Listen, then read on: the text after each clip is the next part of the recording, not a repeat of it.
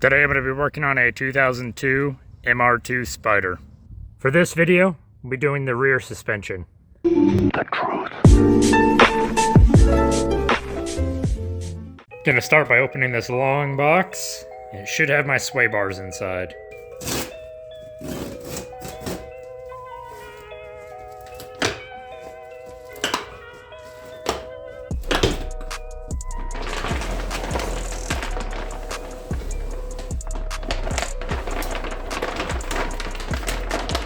Alright, as you can see, what we got here is our set of white line Swaybars. It's going to be the front and the rear in this package.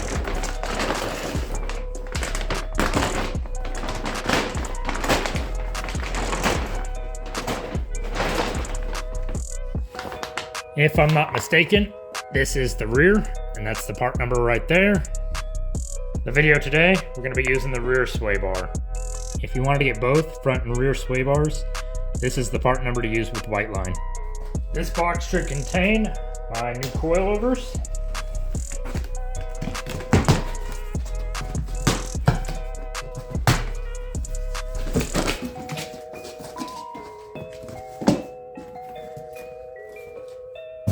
There they are. We're just going to look at one of them really quick.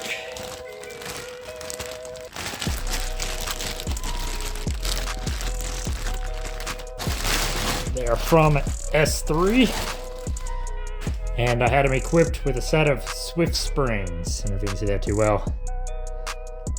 Now, I do have different spring rate on the front and the rears. These are the coilovers for the rear. You can tell because they have these big brackets that come off for the sway bar, where the fronts do not. Now, it did come with a couple of adjustment wrenches, some stickers, and then the little dials to set our suspension. First thing we're going to want to do is loosen all 4 lug nuts on both sides. That way when we get it up in the air, it's easier to take the wheel off. While the wheel's still on the ground, we're going to loosen up our lug nuts, but don't take them all the way off yet. Wait until we jack up the car and secure it on jack stands to take it all the way off. Now that we got our wheel off, we're going to go ahead and start taking off our tie rod and our sway bar. And we're going to go ahead and we're going to pop our trunk. Once we got our trunk opened up, we go ahead and remove these plastic caps off of both sides. Now to take off the top and the bottom of our tie rod, you're going to need a 3/16 Allen and a 14 millimeter wrench. Again, it's like before, where it's going to have the Allen key in the middle, and then you'll have to hold it still as you spin the wrench off, and that's going to go for the bottom as well as the top. Now, for the Allen hole on these sway bar end links, you can also use a 3/16 if you don't have a 4.5 millimeter. Alright, this is one of those where you can learn from my mistakes. So I took off the bottom one, super easy. It's kind of a pain to get to this top one because the Allen key doesn't have much room to fit back here. So what I'm going to do is I'm just going to leave it attached, and when I take the whole shock out, then I can take it off if I need to. Now I'm underneath the rear end of the car. I'm going to be taking off the brackets that hold on our sway bar. And it'll give me one on each side, or technically 2 bolts on each side, but 1 bracket on each side. And after that, it should come out fairly easily. The only thing really in the way is the exhaust right here, but we should be able to pull it out fairly easily. Alright, now that we got our bracket free, I'm just going to go ahead and pop the actual bracket off. And we're going to set that aside. And just be able to take the bushings off next. Kind of hard to do one-handed, but there goes that one. So you can see it fell way down there. But next, after we get off the other side, I'm just going to be pulling this straight through the car.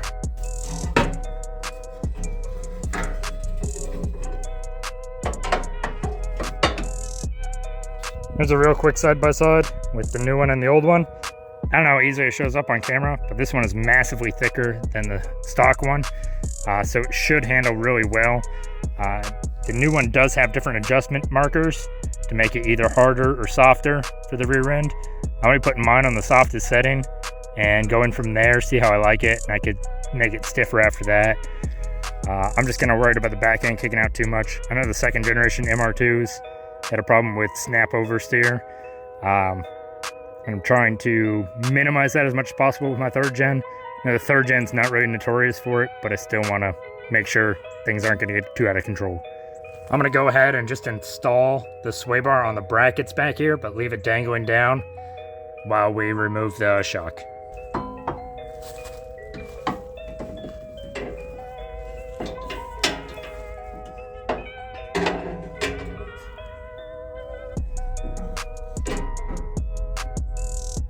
This is the part number if you want to go through white line to get new bushings.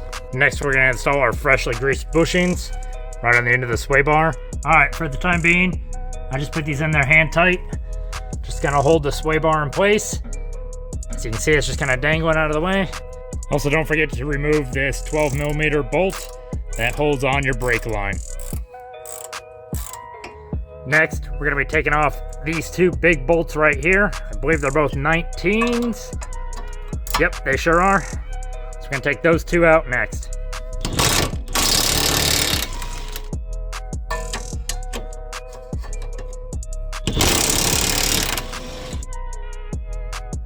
Now to get these two all the way out, you'll have to apply some pressure from underneath and kind of work them out. You might have to use your jack, just kind of lift it just a little bit, just to work these two out of there. Now once both top and bottom bolts are free, this, there it goes, should come free a bit. Sorry for the camera angles, there we go. Next, we can start taking out the top three up here. Now before we take out these three 14mm, we're gonna have to take off the two bolts that hold in the crossbar and the bolt that's on this side as well. Just because this crossbar kind of gets caught on the one bolt over here. It's trying to do it over here and it's stuck on this, so I'm gonna have to remove the crossbar altogether so we can drop our shock out. Now that our crossbar is out, we can go ahead and take out the rest of the 14 bolts. Leave them on just a little bit, like with a few threads, just so the shock doesn't drop all the way out the bottom. Now before you go to remove it, go ahead and remove this line right here from these two little clips. If I can get it with one hand. There we go. And when we drop our shock out, we're gonna bring it out down this way.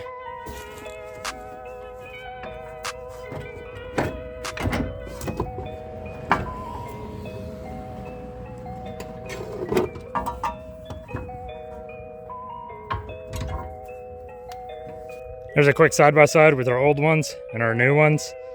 I like to match them up just so I know that this new one goes with this old one, this new one goes with this old one. Also, measure the distance. I like to measure between the bottom of that lock ring and the top of that lock ring. Make sure it's the same as this one before we install it.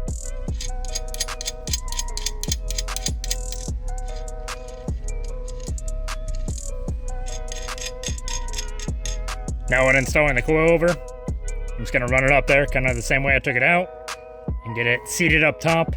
Just kind of hand tight the nuts on top just to hold it in place.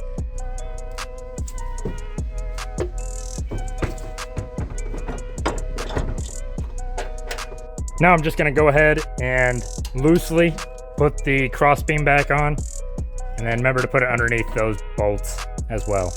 Now once you have the crossbeam mocked up, make sure everything's fitting nice and loosely, we can go ahead and secure all these, those two, and these as well. I'm going to be putting on new Swaybar end links. This is the part number if you order from QRP. Before we fully secure our new coilover, I'm going to install the end link and link it to down here on this first hole.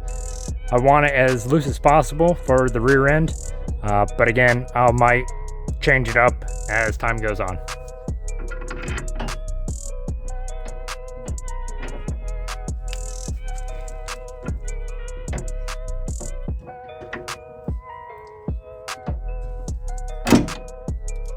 Now again, when you go to tighten the end link, you're gonna use your Allen key and your wrench. Now that both ends of the sway bar link are tight, we're gonna go ahead and jack up the brake caliper here and have it seat right inside here where the coilover's at.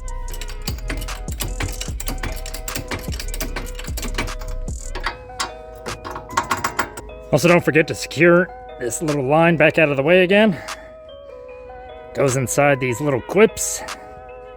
And it is not the easiest to get back in there, but it does go. Now when it comes to securing the brake line, there's not a welded nut on top. So what I'm gonna do is I've got a nut that fits this bolt. So I'm gonna run it up, put a washer, and then the nut. The nut itself is gonna be an M8 by 1.25 nut. Now that our brake line is tight, we can go ahead and tighten up these two 19mm bolts right here.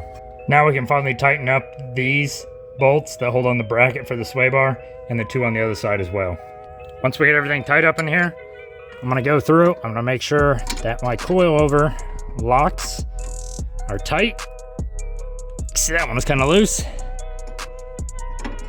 And we're gonna make sure this top one is tight as well. Yep, that one's good. Now we're ready to go ahead and put our wheel back on and tighten up all of our lug nuts. Now we can very easily start to lower the car, remove our jack stands in the process. When the tire starts to touch, we're gonna go ahead and torque these all down, and then we can lower it all the way. Now the coilover set did come with these little keys. This one is for the front, so we're gonna set it aside, but this one's for the rear. You stick it right in, and you can adjust it tight or loosen how stiff you want the suspension. I'm gonna set mine all the way to loose, and then I'll just tighten it up a couple quicks and do 3. I'm gonna do the same on this side. That's also where I have the front at. Well, I hope this video helped. If you have any questions or comments, please leave them down in the comment section below, and I'll try to answer them as soon as I can. Thank you. If you enjoyed any of the background music that's in any of these videos, check out the artist's SoundCloud. I put a link in the description.